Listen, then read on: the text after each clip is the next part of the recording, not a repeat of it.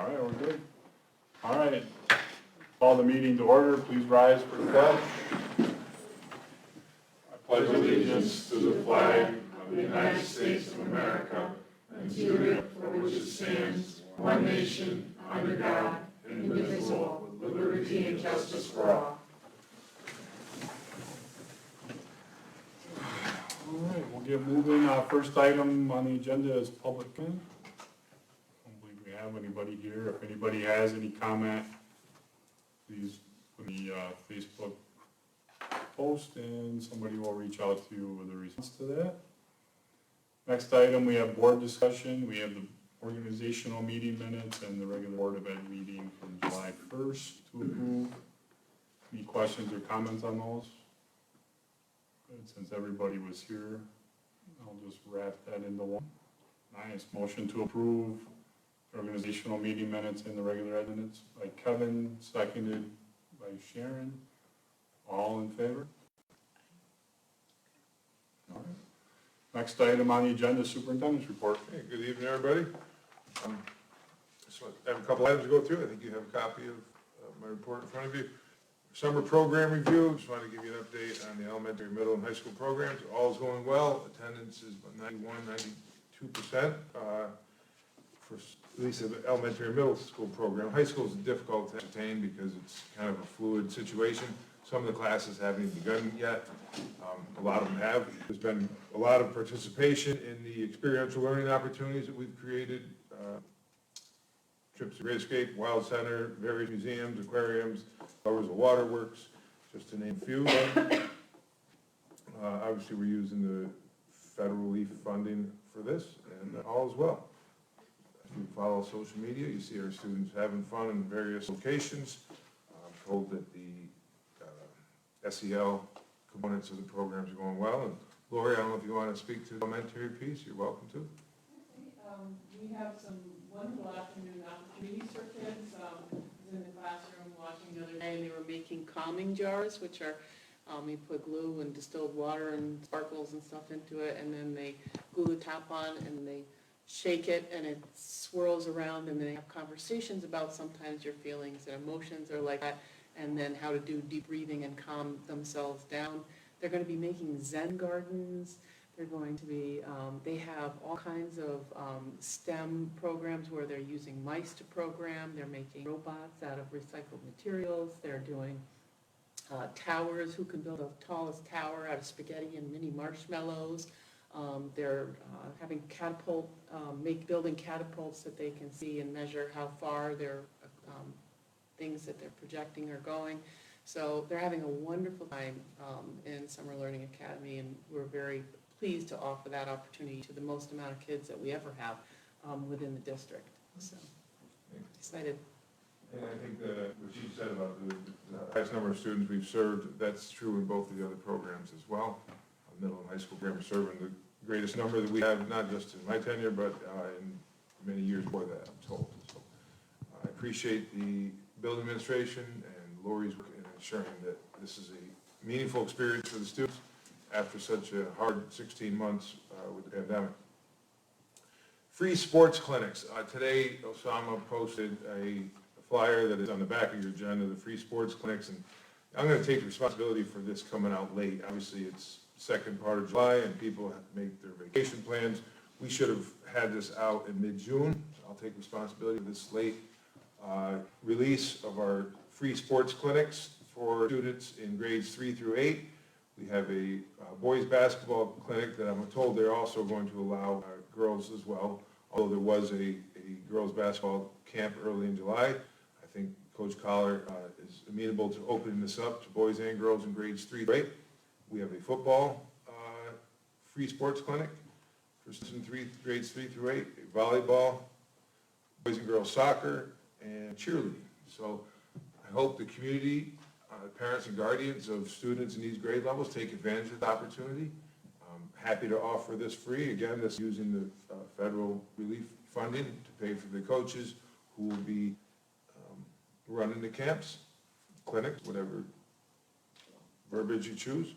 If you notice, they are not full days. They are shorter. hour and a half, and several sports can be done in one day. Boys basketball and football are running concurrent same week, but one in the morning, one in the afternoon. So we certainly hope parents and guardians take advantage of this opportunity, and remember that if transportation's an issue, there's still free transportation for all district students on Gloverville's buses. And I want to open up to the board for any conversations. Again, I apologize for this coming out as late as it is. I know people do create their summer vacation plans, and it would have been nice to have this out a while ago. Any comment or questions or concerns about the plans? Mike, do you want to elaborate a little bit more on what I did? We're working on a golf clinic as well. We're working with the golf course and Coach Vasily is going to give me some dates for that. He should have them hopefully by the end of the week, but hopefully we have a bunch of kids that attend these camps over the next 2 weeks.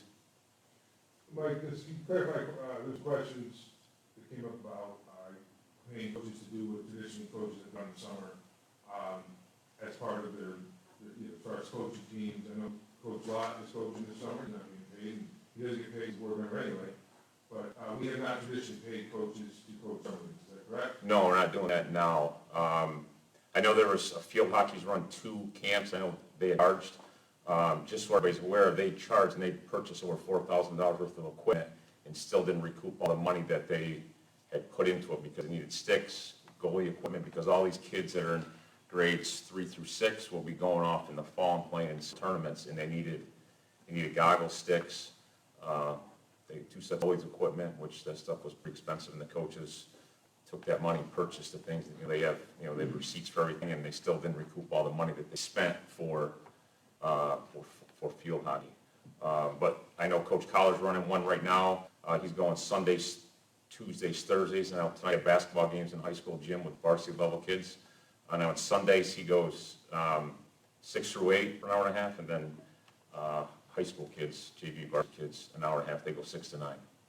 So he would be compensated for the 6 through 8 group because we're engaging kids in 6 through 8. Is that advertised, Mike? Yes, we will advertise it, yeah. That's where, again. And what he did do is he reached out to every kid that's been in the program 4 through 12. And he made personal phone calls to say that this was available.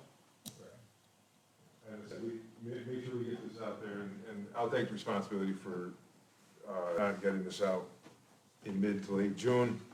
Dave, did you ask about equipment, using some of that funding to?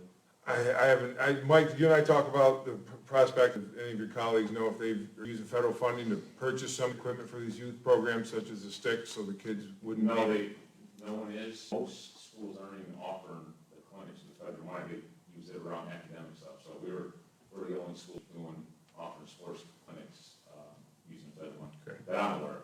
Well, I would argue it's a good idea to provide students an opportunity for wonderful outlets, and we all know our athletes graduate, and being part of something bigger than yourself is what education is all about. So I think other schools should follow suit. All right, if no questions, I'll move on. Center of Hope Youth Center. So the old YWCA, we were approached by the Reverend Wilkinson and Diane Mott. Diane Mott is a youth minister for his youth director for the church. And I worked with Diane at OESJ. She was a wonderful music teacher out there, Grammy nominee actually. What the woman what she's put her mind to typically turns out successful. She approached me about a youth center in the city of Gloversville to run targeting teens, 6th through 12th grade, which is great because we don't have anything aside from sports programs and drama and music. And not every kid's into sports and music and wants to be part of a scholastic team or doesn't have the ability to compete at a scholastic level, but still wants to be active, play sports, work out. So she approached me about it. Bill Cooper and I went down and looked at the center. We did something similar out in St. Johnsville as far as equipping the St. Johnsville Youth Center with IT devices and upgrading their infrastructure IT-wise.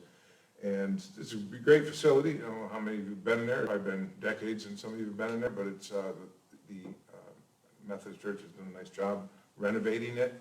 The third floor still has a gym that's in great shape. They have a nice big room that I envision being a, kind of like a cafe-style place where kids can get something to drink and also use computers. And the district can use this federal funding to pay for tutors.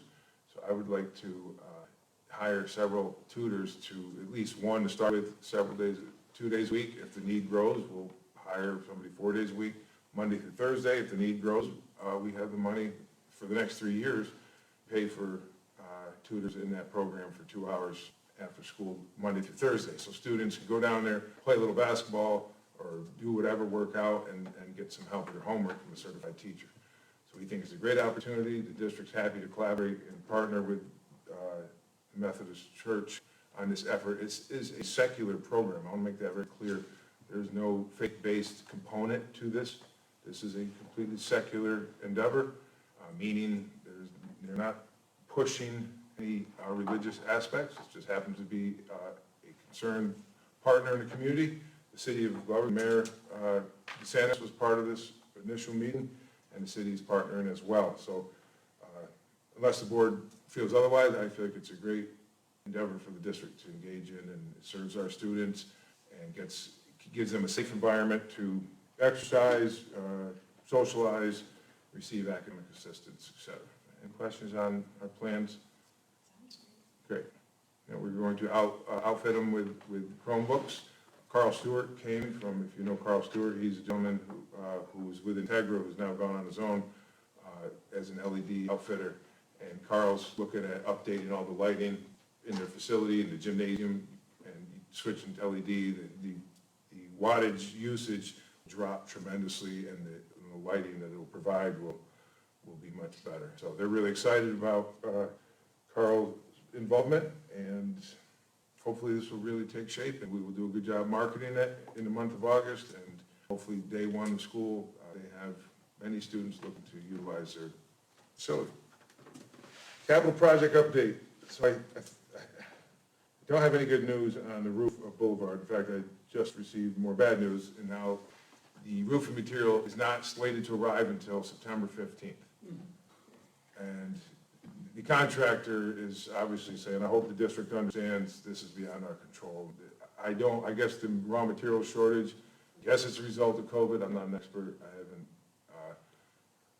learned, educated myself one way or another of why there's material shortages, but I'm told there is. It's in black and white, right from Bob Grande. So what they're proposing is there's going to be an impact. And if weather cooperates, they say they can do that roof in a couple weeks. So we're looking at, if we have a dry September, early October, that roof can be done. There's certain aspects of that roof that have to be done. We really don't want to go through another winter. The corridor between the gym and the two gyms, that corridor is in the worst shape. So I was going to write a letter, Kevin's suggestion to the community as we got closer to it about noise off hours, because they were going to work off hours. But I also see that they do not believe that because of the dew point, that they can apply the adhesive after the sun goes down. So it would be rip-offs at night, application of the new roof during the day.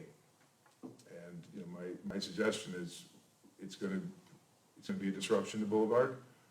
Hopefully it's minimized, but I don't really see any option to kick the can down the road until next summer, that we really want to try to get this done as soon as possible. And I can't see blaming the contractor. It doesn't seem to be in their control to change this. Any discussion on that? It can't be any worse than the first year redistrict. Or, if you remember, my first year here, we had no ceiling tiles in middle school, and there's lights dangling everywhere and wires hanging out. It's a disruption, but you get through it. That's what it is. One thing we learned about kids in the last year and a half is they can persevere through just about anything. So we will communicate to the community, the parents, guardians of the students at Boulevard, and to the community members who live in that neighborhood, that there will be a noise disruption for several weeks in the second half of September, and likely well into the month of October.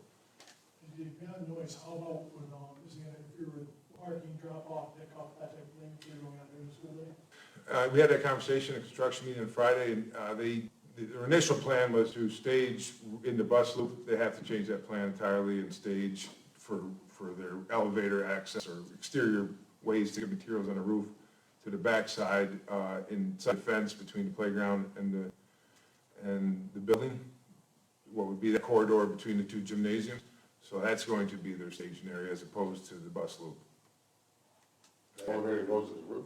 No, they're going to create some sort of apparatus that lifts materials. Oh, Yeah, I use the word elevator, it's whatever they use to transport materials up and down. And they also figured that would be the best spot for any kind of nighttime generators. It's the furthest from any residential neighborhood. There's still a residential neighborhood across the playground and across the street, but it's further than the houses that are, is that Fifth Ave? Not Fifth Ave, okay. what's Backside of the building, I mean, it's. Sixth? Second. Okay. So I think it's about as good a plan as we can create at the moment, and, let's hope there's no more curveballs. We also discussed the traffic pattern of the proposed parking lot at Kingborough and the high school, and we discussed playgrounds at Park Terrace and the possibility of removing both of the lower playgrounds at Park Terrace and trying to create parking closer to Husky Field. If we remember graduation, all the parking, well, you can't park anymore on the lower half of Kingsborough Avenue below Bloomingdale.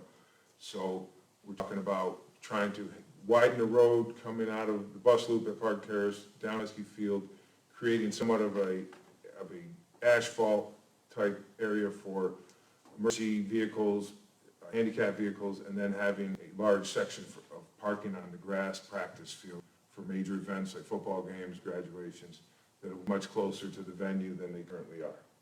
So all that makes sense to me, and certainly I told them I'd bring it up to the board. I don't know if anybody have any concerns about that notion. No brainer to me, I mean.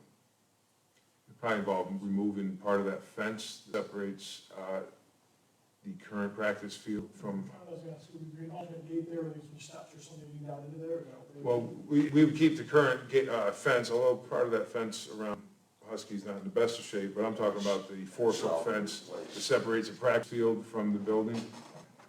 That would have been between the field and the old track. That fence is serving no purpose at all, except creating an obstacle. So they want to move all playground equipment up top near the one up there and create a area for students to play. Lisa Priolo said that her concern was kids traveling down to those other playgrounds during the wintertime.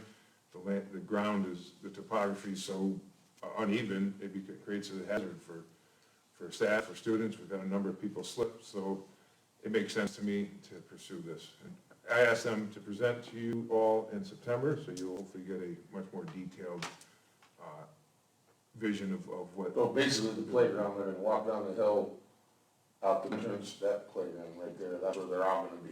No, they're gonna remove, Increase that. they're gonna remove all those, and there's a pre-K playground currently right now in the back of the building, near the old tennis courts. Okay. They're gonna expand that. Oh, they're gonna do it in the backside of the building? Yeah. Oh, okay. Lori, you have anything else to add to that? Yes, so we were going to use the funding to be able to replace the pre-K program, but we thought we could use our grant process to be able to do that. And so the prior principal had said about the second one was definitely aged out and no children played on that because of safety risks.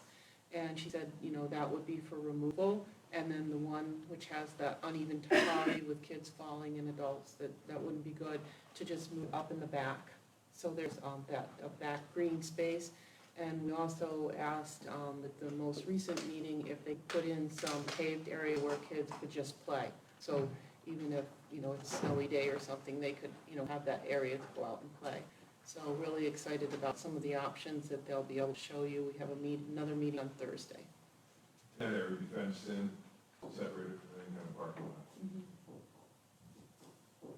lot. School success programs. Elementary administration, I met with DSS Commissioner Ann Stoller to get our efforts going with the school success program that we started prior to COVID. And we were having some success. They were reaching out to our families that have major truancy problems.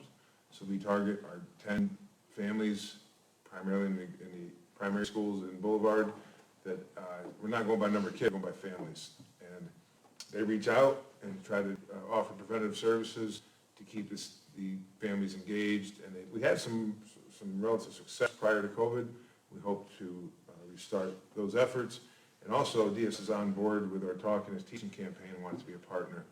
They're in these homes, and they want to educate themselves as best they can and get some literature and some books and to, as they are meeting with parents for obviously the various concerns that they meet with, that they can help the education process so parents can understand the importance of reading, talking, and singing to your children to help them develop their vocabulary at an early age.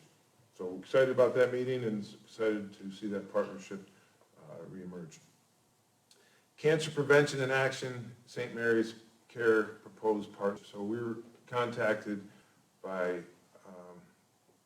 a member of St. Mary's Healthcare, and her role is cancer prevention, and they're focusing on melanoma. I guess melanoma is the fastest growing cancer in our region. One of the biggest, I think that the deadliest cancer in the state of New York is skin cancer. So they want to start this is actually happening in other communities, but a partnership with the district where the board adopts a policy, which I don't have it here, I might have sent it already to you, but there's a sample policy, basically the district adopts that we are going to promote the use of sunscreen, have parents sign permission slips on student athletes or students if they're outside in phys ed class, whatever, to wear sunscreen. They also donate pop-up tents, and will even build not a gazebo, but it's another word for a gazebo. Pavilion. Pavilion, thank you. Build a permanent structure on one of our campuses for like an outdoor classroom space. Seems like kind of no-brainer to me. It's a different day and age. And we grew up, we didn't think about it so much. You got sunburn at the beginning of the season and just kind of ran it. These days, we're more aware, more educated, and it only makes sense for us to have sunscreen dispensers on our campuses, baseball games, football games, soccer games, any outdoor activities, that we promote the use of sunscreen for our students and spectators. Any concern with us pursuing this? Okay, so I will put together a policy in front of you in the next month or so, and this is something that you'll see more signage and efforts. Mike, you need to be engaged in that because the nature of the audience that we're targeting. So Rich Dumalley and I are the ones who are on the call, and it was determined that you should be part of that. I won't necessarily make you point person, though. Maybe though. Mike, you like being a point person on these things. Everything new, Mike's the point person. Talking is Teaching update. Nancy Brown and I met with the pediatricians of Naval Tour Hospital in early July.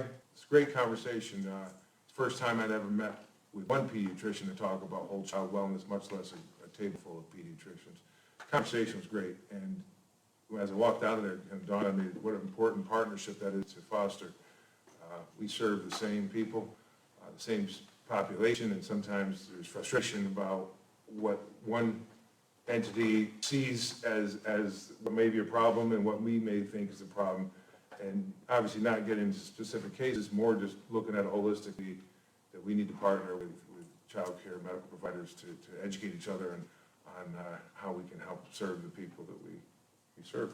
Did you get the sense that they felt as good about it as you did? I did, and it was a really good conversation, thoughtful questions came from the group. And as far as Talking is Teaching, they are certainly on board with being the first entity in a young parent's experience to start promoting the importance of talking and teaching your children from day one. That word gap between those who are spoken and read to and sang to, and that you do not need to be an educator per se to educate your child. You just need to spend time talking to them and talk about anything, whatever's of interest to you, and whatever knowledge base you have on any particular subject, just engage them. Do not put them in a room and give them a device and walk into the other room. And not parenting. And we see it in our schools. Word gap that students come in with is tremendous. And it's no mystery of how that occurs. So we need to really continue to beat that drum, and really happy with the way this initiative is taken off. 2 more little free libraries at Fremont Street and Elk Street Park. since we last spoke, so I think that's up to over 10 in the city, and I'm told that some of them, like the one down here on Spring Street, needs to be replenished every 2 to 3 days.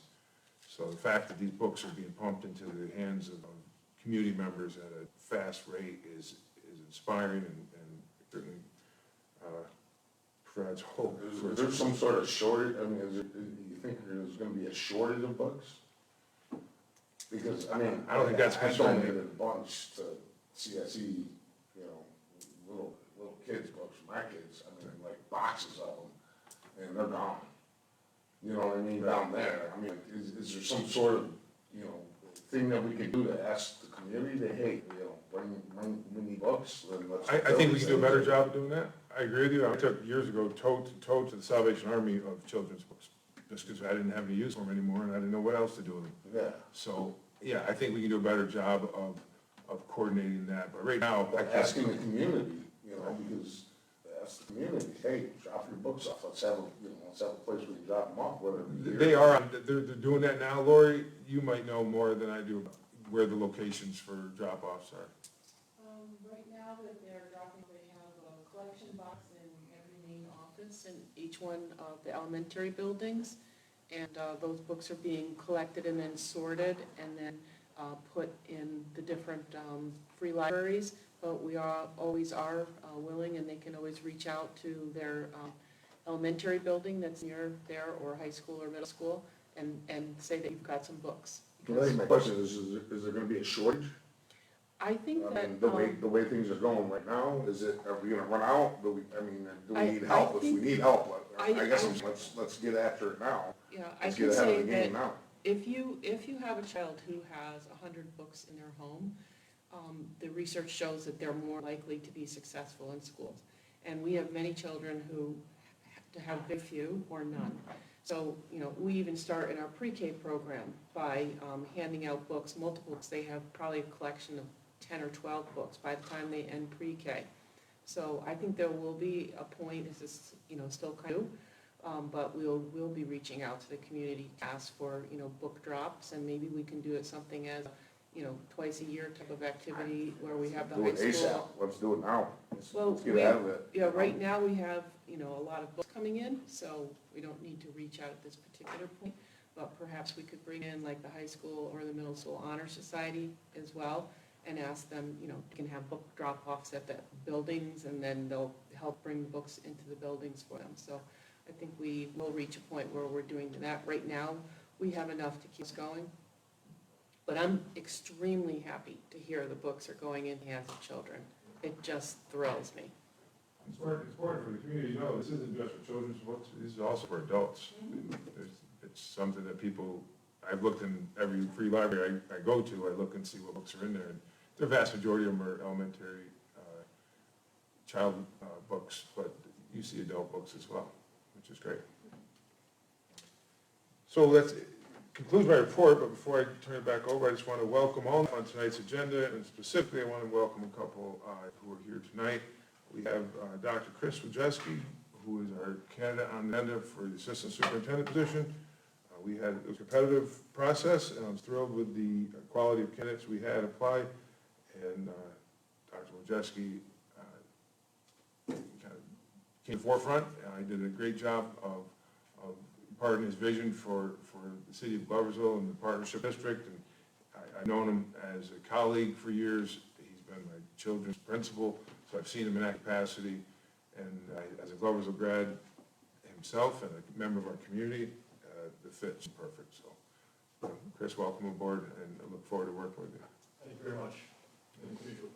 And also present tonight is Board of Ed member Jen Pomeroy, who is accepted a position as a CSE chairperson, which means she will not be able to be on the Board of Education after tonight. And I'm guessing she's going to want that appointment pulled.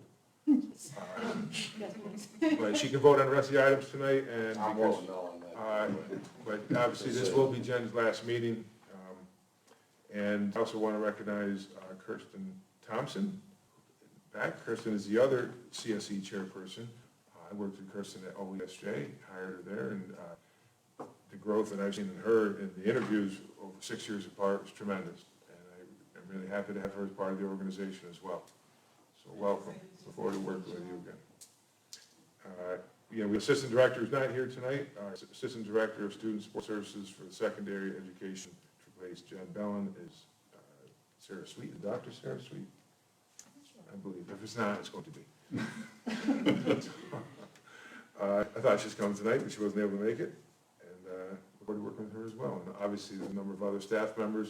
So we've been doing a lot of interviewing this month, and really happy. When you're hired in July, you're always nervous that a lot of the best candidates have already been picked up, but I tell you, I was really pleased with a lot of the people that we were able to hire this month, so excited to have them part of the organization. And I will need an executive session for personnel matter. Thank you. Next item is recommended action items. We have 5.01 through 13.32. We do need to pull 5.04 and 5.06, 10.03 and 13.18 to vote on separately. Okay, one more time. 5.04 and 5.06, Okay. and then 10.03 and 13.18. All right, so I'll take a motion to approve the remaining items from 5.01 to 13.32. Motion by John, second by Vinnie. All in favor? All right. Then motion to approve 5.04 and 5.06 by Vinnie, seconded by Sharon. All in favor of that? And Kelly abstained from that one, right? Then a motion to approve 10.03 and 13.18. Motion by Vinnie, seconded by Kevin. All in favor?